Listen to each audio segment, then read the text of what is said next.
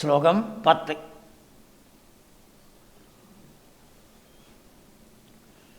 സുഖാസനം തിഹതവ ഗോപമണ്ഡലേ.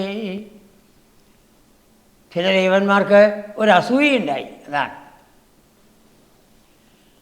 അവർ അവിടുന്ന് പറയുകയാണ്, ഗോപമണ്ഡലേ, ഈ ഗോപന്മാരുടെ കൂടെ ഇരുന്നിട്ട് സുഖാസനം സുഖമായിട്ട് അങ്ങ് ഉണ്ണുന്നുവല്ലോ. ഇവർ കൊണ്ടുവന്ന ചോറ് എപ്പോഴത്തെയാണ്? തലേദിവസേ ഇരിക്കണം. രാവിലെ നേരത്തെ പുറപ്പെട്ടതല്ലേ, തലേദിവസത്തെ ചോറ് ഒരു സ്വയം ചൂടാക്കിയിട്ടുണ്ടാവാം, അത്രയേ ഉള്ളൂ. അല്ലെങ്കിൽ തൈര് സാധമാക്കിയിട്ടുണ്ടാവും.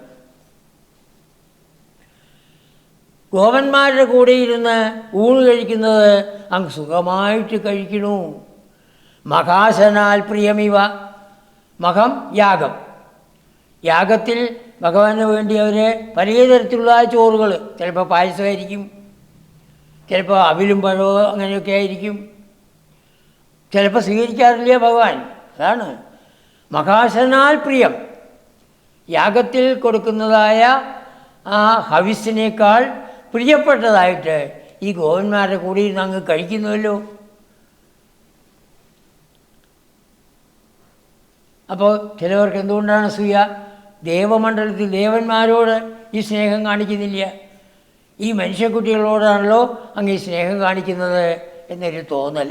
അതാണ് ഇതി സ്തുത എന്നും അവർ അവിടെ നിന്ന് പാടി ഭഗവാനെക്കുറിച്ച് ഇതായി. എങ്കിലും ഭഗവാന്റെ രീതികളെല്ലാം അറിയാണ്, ഭഗവാൻ എല്ലാവരെയും രക്ഷിക്കുന്നവനാണ് എന്നറിയാം.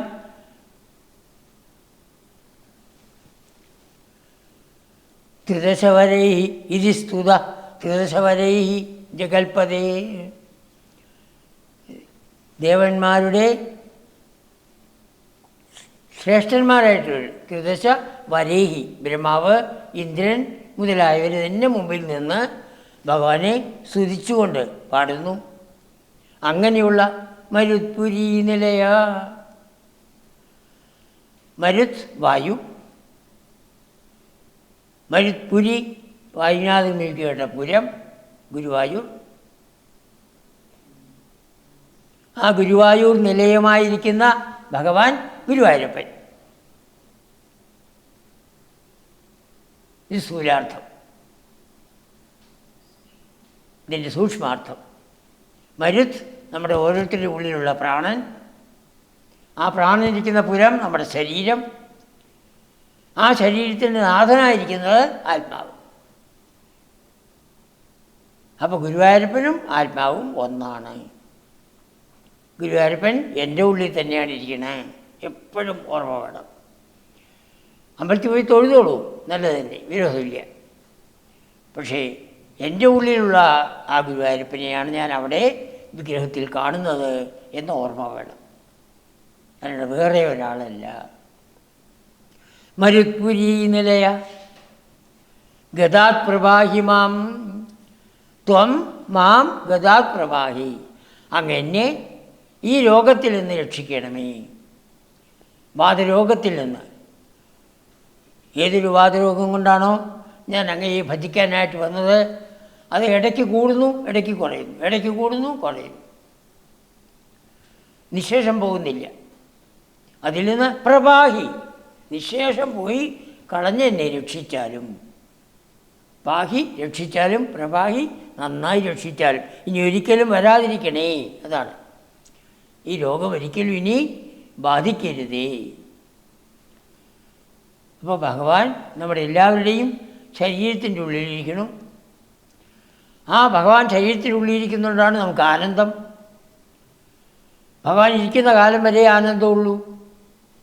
ഭഗവാൻ പോയാൽ പിന്നെ ആനന്ദമില്ല, പിന്നെ നമ്മളൊന്നും ചെയ്യുന്നില്ല, ഈ വിരൽ പോലും അനക്കുന്നില്ല. അപ്പോൾ ഉള്ളിലിരിക്കുന്ന ഭഗവാനെ ഏത് കാലം വരെ ഈ ശരീരം നിലനിൽക്കുന്നുവോ ആ കാലം വരെ നമ്മൾ ഭജിക്കണം.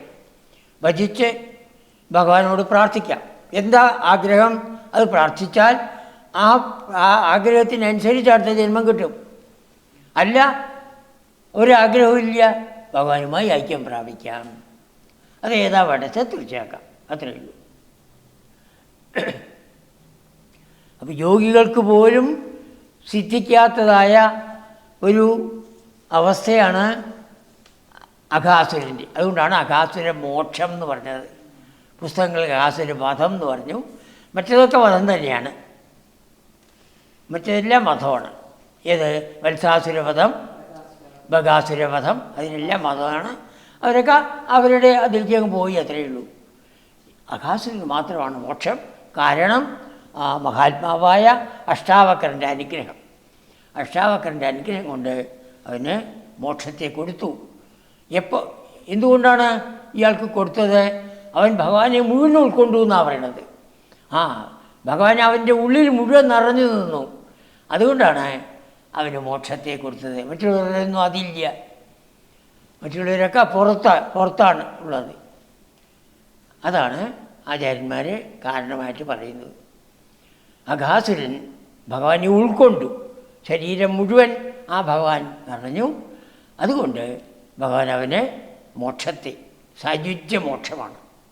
മറ്റവർക്ക് ചിലപ്പോൾ സാലോക്യ മോക്ഷം പോലും കൊടുക്കാം. മോക്ഷം 4 തരത്തിലാണ്: സാലോക്യം, സാരൂപ്യം, സാമീപ്യം, സായുജ്യം. ആ ലോകത്തിലെത്തുക ആദ്യം, അവിടുന്ന് ഭഗവാന്റെ അടുത്തേക്ക് എത്തുക, സാമീപ്യം. പിന്നെ ഭഗവാനുമായ പോലെയുള്ള രൂപം ഇതാവുക, 4 തൃക്കൈകളോടുകൂടി ശംഖചക്ര കഥാപൽപ്പങ്ങൾ ധരിച്ച് എത്തുക. ഒടുവിൽ സായുജ്യം, ഭഗവാനുമായി ഐക്യം പ്രാപിക്കുക, ഈ ശരീരം ഇല്ലാതാവുക. അതുവരെ ആ ശരീരം ഏതാണ്? സൂക്ഷ്മ ശരീരമാണ്. ഓർമ്മ വേണം. നമുക്കൊക്കെ ഇപ്പോൾ സ്ഥൂല ശരീരമുണ്ട്, സൂക്ഷ്മ ശരീരമാണ് പോകുന്നത്. ആ സൂക്ഷ്മ ശരീരം നശിക്കണം, അപ്പോഴേ ഭഗവാനുമായി ഐക്യം പ്രാപിക്കുന്നുള്ളൂ. അപ്പം അതിന് നമ്മൾ ആദ്യം ചെയ്യേണ്ടത് എന്താണെന്ന് വെച്ചാൽ ആഗ്രഹങ്ങളെ ചുരുക്കുക. ആഗ്രഹങ്ങൾ ചുരുക്കി ആഗ്രഹങ്ങളൊന്നുമില്ലാതാവുമ്പോൾ നമ്മുടെ കാരണ ശരീരം നശിക്കും. 3 ശരീരമാണ്: കാരണശരീരം, സൂക്ഷ്മ ശരീരം, സ്ഥൂല ശരീരം. ആഗ്രഹങ്ങളില്ലാതാവുമ്പോൾ കാരണശരീരം നശിച്ചു. പ്രാരബ്ധം തീരുമ്പോൾ സ്ഥൂല ശരീരം നശിച്ചു. ബാക്കിയുള്ളത് എന്താണ്? സൂക്ഷ്മ ശരീരം. ആ സൂക്ഷ്മ ശരീരം 17 ഘടകങ്ങളുള്ളതാണ്. 17 ഘടകങ്ങൾ: 5 പ്രാണന്മാർ, 5 ജ്ഞാനേന്ദ്രിയങ്ങൾ, 5 കർമ്മേന്ദ്രിയങ്ങൾ, മനസ്സ്, ബുദ്ധി. 17 ഘടകങ്ങൾ. ഈ 17 ഘടകങ്ങളും എങ്ങും നിറഞ്ഞിരിക്കുന്ന ഭഗവാനുമായി ഐക്യം പ്രാപിക്കലാണ്. ഭഗവാൻ എവിടെ നിറഞ്ഞിരിക്കണു? എല്ലായിടത്തും. ഭഗവാൻ ഇല്ലാത്ത ഒരു ഇടവുമില്ല. മോക്ഷത്തിന് നമ്മൾ എവിടെയെങ്കിലും പോകണോ? എവിടെയും പോകണ്ട, ഇവിടെ തന്നെയാണ്. എപ്പോൾ ആ വിധത്തിൽ നമ്മളുടെ സൂക്ഷ്മ ശരീരമായിത്തീരുന്നുവോ, ഇവിടെ തന്നെ ഇരിക്കുന്ന ആ ഭഗവാനുമായി നമ്മൾ ഐക്യം പ്രാപിച്ചു. അതായത് ഇനിയൊരു ജന്മമില്ല. ജനന മരണമാണ് സംസാരം. ഇനി ഈ സംസാരത്തിലേക്ക് വരേണ്ട ആവശ്യമില്ല. അതാണ് ഭഗവാനുമായി ഐക്യം പ്രാപിക്കുന്നത്. ആ വിധത്തിലുള്ളതായ ഓരോരുത്തരുടെ ആഗ്രഹത്തിനനുസരിച്ചാണ്. എന്താഗ്രഹമുണ്ടോ ആ ആഗ്രഹത്തിനെ സാധിപ്പിക്കാൻ ആ സ്ഥാനത്ത് നമ്മളെ എത്തിക്കും. ഇതാണ്. പണമുണ്ടാക്കണമെന്ന് ആഗ്രഹമുള്ളവർക്ക് പണമുള്ളവരുടെ ഇടയിൽ പോയി ജീവിക്കാൻ പറ്റും. അവിടെയാണ് അവർക്ക് കൊടുക്കുക. അല്ല, ആത്മതത്വത്തെ അറിയണമെന്നുള്ളവരാണെങ്കിലോ അങ്ങനെയുള്ളവരുടെ ഇടയിൽ കൊടുക്കും. ഏറ്റവും നല്ല ഉദാഹരണം നമ്മുടെ ശങ്കരാചാര്യസ്വാമികൾ. ശിവഗുരുവിൻ്റെയും അരിയാമ്പികയുടെയും അടുത്ത് എത്തുകയാണ്. അപ്പോൾ എല്ലാം പഠിച്ചിട്ടുള്ള ആളാണ്. എന്തോ ഒരു കാരണം കൊണ്ട് ഒരു പതനം ഉണ്ടായി, അത്രയേ ഉള്ളൂ. അപ്പോൾ ഏത് ജന്മത്തിന് അവസാനത്തെ ജന്മമായിരുന്നു ശങ്കരാചാര്യ സ്വാമികളുടെ. ആ ശിവഗുരുവിൻ്റെ അടുത്ത് 5 വയസ്സിനുള്ളിൽ സകല വേദങ്ങളും പഠിച്ചു. 5 വയസ്സ്.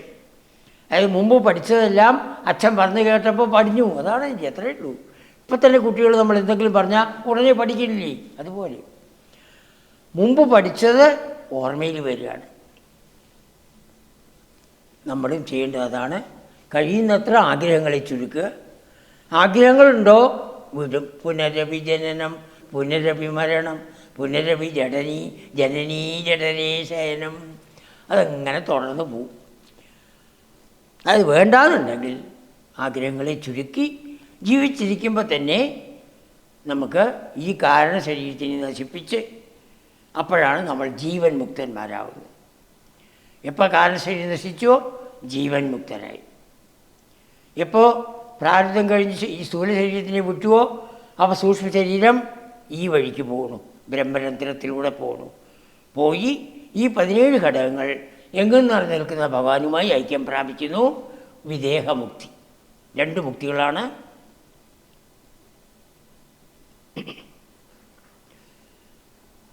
ആ മുക്തിയെ പ്രാപിക്കണം. അത് ഏതാ വേണ്ടത്?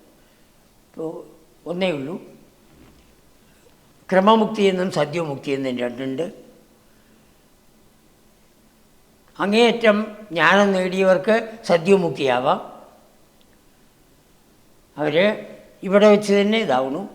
നമുക്ക് അത്രയ്ക്കായിട്ടില്ല. അപ്പോൾ നമ്മൾ ഭഗവാൻ ഉണ്ട്, ഭഗവാനാണ് എനിക്ക് പ്രാപിക്കേണ്ടതെന്ന് പറഞ്ഞ് ഉറപ്പ് വന്നുവല്ലോ.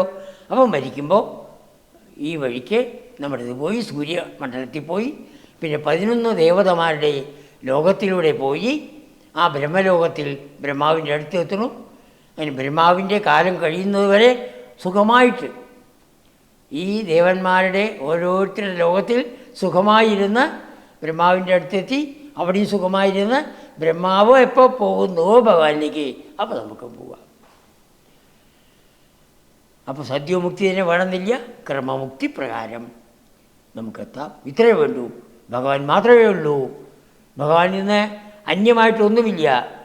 എന്തെല്ലാം ഇവിടെ കാണുന്നുവോ അത് ഭഗവാന്റെ ശക്തിയായ മായ ഉണ്ടാക്കുന്നതാണ്.